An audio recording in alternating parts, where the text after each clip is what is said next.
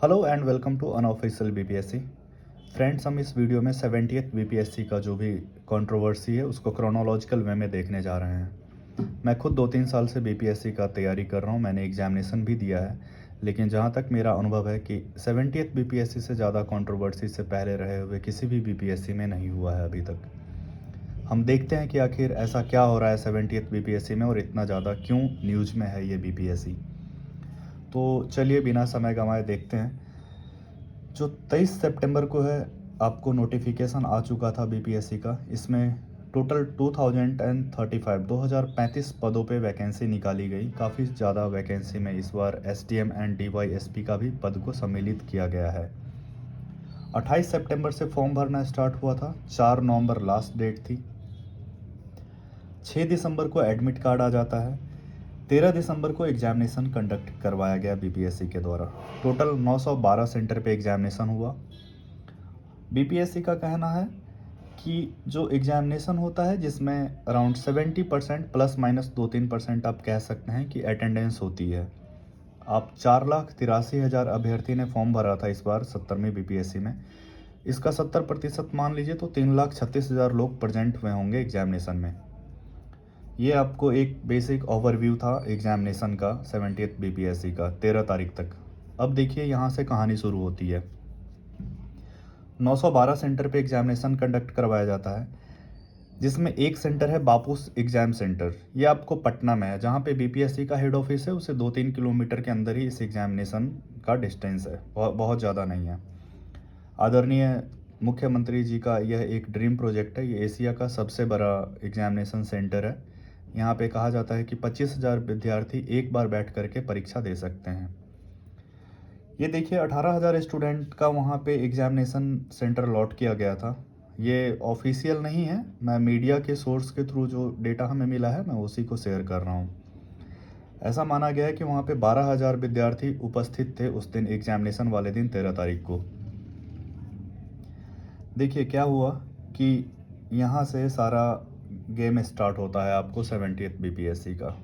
जो centre examination centre BPSC के head quarter से सिर्फ 3 किलोमीटर के डिस्टेंस पे है, उस एग्जामिनेशन हॉल में आपको प्रश्न पत्र नहीं पहुंच पाता है सही समय से, जिसके कारण जो बहुत सारे हमारे दोस्त हैं, अभ्यर्थी हैं, उन लोगों ने वहां पे प्रोटेस्ट करना स्टार्ट किया और 1-1:15 के बीच सारा सेंटर का एग्जामिनेशन हंगामे में बदल गया था और मीडिया उसको कवर करना स्टार्ट कर दी थी।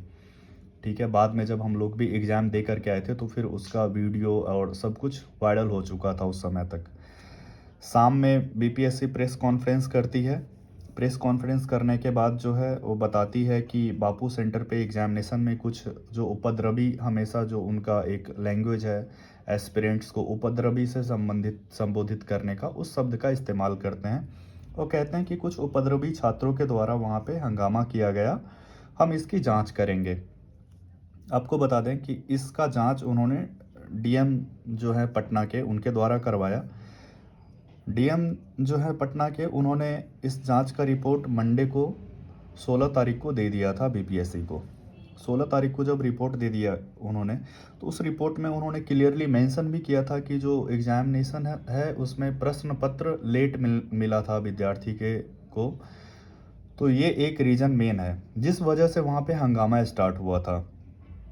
और देखिए बात वाजिब है, ठीक है। अब देखिए क्या हुआ कि 16 तारीख को जब ये डीएम साहब के द्वारा रिपोर्ट दे दिया गया बीपीएससी को, तो फिर उन्होंने बीपीएससी ने अपना प्रेस कॉन्फ्रेंस किया और मीटिंग की। और इसके बाद उन्होंने क्या किया कि इस एग्जामिनेशन को, सिर्फ बापू सेंटर वाले एग्जामिनेशन को कैंसिल करने का नोटिस रिलीज कर दिया और री एग्जामिनेशन का जो डेट है उन्होंने 4 जनवरी को रखा। ठीक है, तो हुआ क्या अब इस बीच में, यहाँ पे देखिए, यहाँ से सारी चीज़ें स्टार्ट होती है। इससे पहले ऑलरेडी 6 तारीख को प्रोटेस्ट हो चुका था पटना में नॉर्मलाइजेशन के अगेंस्ट। बीपीएससी ने नोटिस रिलीज किया था कि हम किसी भी प्रकार का कोई नॉर्मलाइजेशन करने नहीं जा रहे हैं।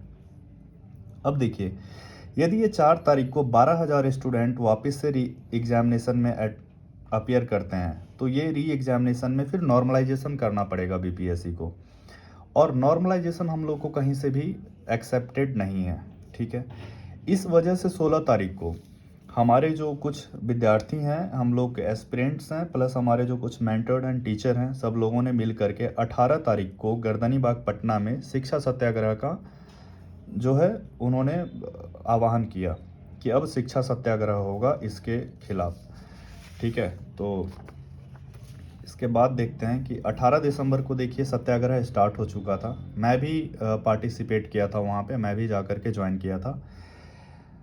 इसके बाद क्या होता है कि सत्याग्रह स्टार्ट जब हो जाता है तो काफ़ी सारे पॉलिटिकल लीडर भी वहाँ पे पहुँचते हैं। आपको वहाँ पे जो पप्पू यादव जी हैं वो भी ज्वाइन किए थे सत्याग्रह को। इसके बाद जो आपके तेजस्वी यादव जी हैं ये भी आए थे वहाँ पे, ज्वाइन किया इन्होंने, मैंने खुद देखा था। इसके बाद जो बहुजन समाजवादी तक के नेता सब जा कर के वहाँ पे सत्याग्रही के साथ बैठे, ज्वाइन किया उन्होंने। स्टूडेंट का सीधा कहने का मतलब है कि भाई ये जो प्रोटेस्ट है, ये जो सत्याग्रह है, ये किसी प्रकार का किसी पॉलिटिकल पार्टी के द्वारा नेतृत्व में नहीं किया जा रहा है ये, और जो है भी हम लोग वहाँ पे खुद जाते हैं, हम लोग देखते हैं। ठीक है, ये छात्रों के द्वारा किया जा रहा प्रोटेस्ट है। हम सब लोग साथ वहाँ पे मिल करके प्रोटेस्ट कर रहे हैं। ठीक है, एंड टीचर की हमें आवश्यकता है, हमें सपोर्ट है, और वो लोग कर रहे हैं। सब कुछ सही चल रहा था। 25 दिसंबर होता है। 25 दिसंबर की सुबह में खबर आती है कि हम लोगों के बीच के एक हमारे जो अभ्यर्थी मित्र हैं सोनू भाई, वो नहीं रहे, उन्होंने आत्महत्या कर ली बिकॉज ऑफ बीपीएससी। ठीक है, अब देखिए यहाँ से क्या होता है। जब ऐसा न्यूज़ हम लोग को मिलता है तो हम लोग क्या करते हैं कि डिसाइड करते हैं कि एक पीसफुल मार्च बीपीएससी की तरफ जाएं, और हम लोग वहाँ पे बैठ करके उन लोगों के सामने अपना जो आक्रोश है वो बयां करेंगे। हम लोग किसी प्रकार का कोई तोड़ फोड़ नहीं, सत्याग्रह करने की बात हुई थी और हम लोग सत्याग्रह कर रहे थे।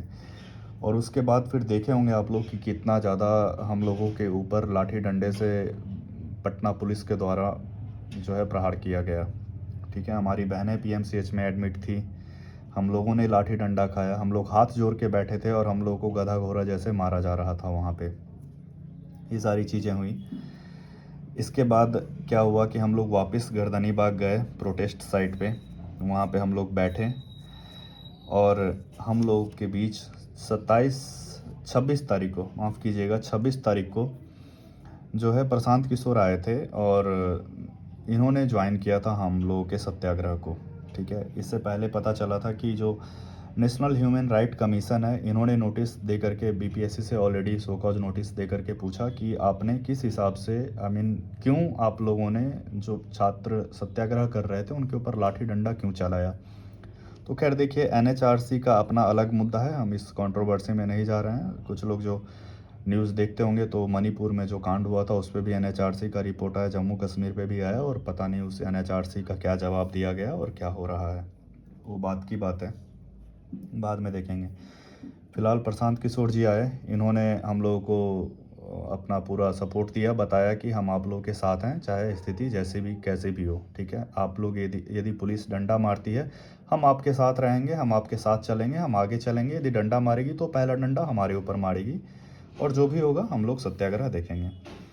इसके बाद देखिए 27 तारीख को आते हैं, वहाँ पे जो रात है यानी कि कल की रात में अराउंड 12-1 बजे कुछ जो ऑफिसर्स हैं अपॉइंट किए जाते हैं गवर्नमेंट के द्वारा। उनका कहने का मतलब है कि हम गवर्नमेंट के द्वारा आए हैं मीडिएट करने के लिए, हम आपके और सरकार के बीच मीडिएट करना चाहते हैं। मीडिएट करने के बाद हम ये जो भी है समस्या आप लोग सरकार के सामने रखिए, उसका समाधान निकाला जाएगा। ठीक है, गवर्नमेंट जो भी है मीडिएटर के रूप में आए थे वो। तो ठीक है, हम लोग अग्री थे, जैसे कि आप लोग देखे होंगे वहाँ पे काफ़ी अग्री थे लोग कि भाई ठीक है आप मीडिएट करवा रहे हैं तो अच्छी बात है। आज सुबह में आए थे वो लोग 10-12 बजे, और उन्होंने 5 जो हमारे अभ्यर्थी हैं हमारे बीच से चुना गया उन लोगों को लेकर के जाने वाले थे। तो देखिए उन लोगों का कहने का मतलब था, जो भी ऑफिसर आए थे, कि भाई हम ना आप लोग को जो बीपीएससी के सेक्रेटरी हैं उनके पास ले जा रहे हैं। लेकिन हमारे जो भी अभ्यर्थी हैं, हमारे जो रिप्रेजेंटेटिव थे, उन लोगों का और हम लोग का सीधा सा कहना था कि देखिए बीपीएससी संवैधानिक संस्था है, हम उसको पूरा इज्जत करते हैं, लेकिन बीपीएससी के जो ऑफिशियल्स हैं उन लोगों के व्यवहार से कहीं नहीं लगता है कि इधर they are very much intellectual और संवैधानिक तरीके से वो बात कर रहे हैं। उन्हीं संवैधानिक संस्था के द्वारा कोई कल के डेट में जा कर के उसी सीट पे बैठेंगे और उनको वो लोग उपद्रवी या फिर नॉन सीरियस कैंडिडेट कह के बुलाते हैं, तो ये एक एक्सेप्टेड चीज़ नहीं है और ये अच्छा नहीं लगता है कि कोई संवैधानिक पद पे बैठे हुए जो पदाधिकारी हैं वो इस प्रकार के भाषा का प्रयोग करें। ये सारी बातें हुई। तो फिर हम लोग का सीधा कहने का मतलब था कि भाई हम लोग जो भी हैं ये आदरणीय जो ऑनरेबल जो चीफ मिनिस्टर साहब हैं हम उनसे ही मिलेंगे और हम अपनी बात को उनके सामने ही रखना चाहते हैं। यदि वो कह देंगे कि ठीक है आप लोग का री-एग्ज़ामिनेशन होगा तो ठीक है, या जो भी उनका डिसीजन होगा वो हम लोग एक्सेप्ट करेंगे उसको तहे दिल से, इसमें कोई शक नहीं है। लेकिन हम लोग बीपीएससी के सेक्रेटरी सर हैं उनसे हम नहीं मिलेंगे। उनके पास हम लोग के ऑलरेडी जो पहले से ज्ञापन दे दिया जा चुका है, हम लोग 10 दिन से धरना पे बैठे हुए हैं, उन लोगों के पास ऑलरेडी ज्ञापन जा चुकी है। इसके बाद भी पता नहीं उन लोगों को क्यों नहीं समझ आ रही हैं चीज़ें। तो ये सारी बातें हुई। इसके बाद मैं बता दूं कि आपको आज शाम में प्रशांत किशोर सर आए थे। इन्होंने जो भी मीटिंग है ये सारी मीटिंग की। मीटिंग करने के बाद ये डिसाइड किया गया कि कल मतलब कि 29 तारीख को गांधी मैदान से गांधी जी के जो प्रतिमा है उसके नीचे बैठ करके जितने भी छात्र कांग्रेस हैं और जितने भी शिक्षक गण हैं सब लोग साथ बैठेंगे, साथ मिल करके डिसाइड करेंगे कि आगे सत्याग्रह को कैसे प्रोसीड किया जाए। ठीक है, तो अभी तक के जो भी है ये 70th बीपीएससी इसका जो भी क्रम वाइज घटनाक्रम है मैंने कोशिश किया है कि आपके पास रखने का।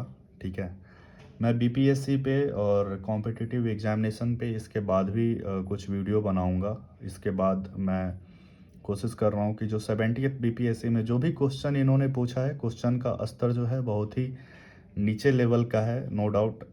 लेकिन मैं कोशिश करूंगा कि 70th बीपीएससी और 69th बीपीएससी 60th बीपीएससी के का जो क्वेश्चन है पीवाईक्यू है मैं उसको डिस्कस करूंगा, एनालाइज करूंगा। तो आप लोग प्लीज़ बताइएगा कि कैसा इसमें कोई सुझाव की आवश्यकता है तो प्लीज़ आप लोग हमें सजेस्ट कीजिएगा। बहुत बहुत धन्यवाद आपको। Thank you.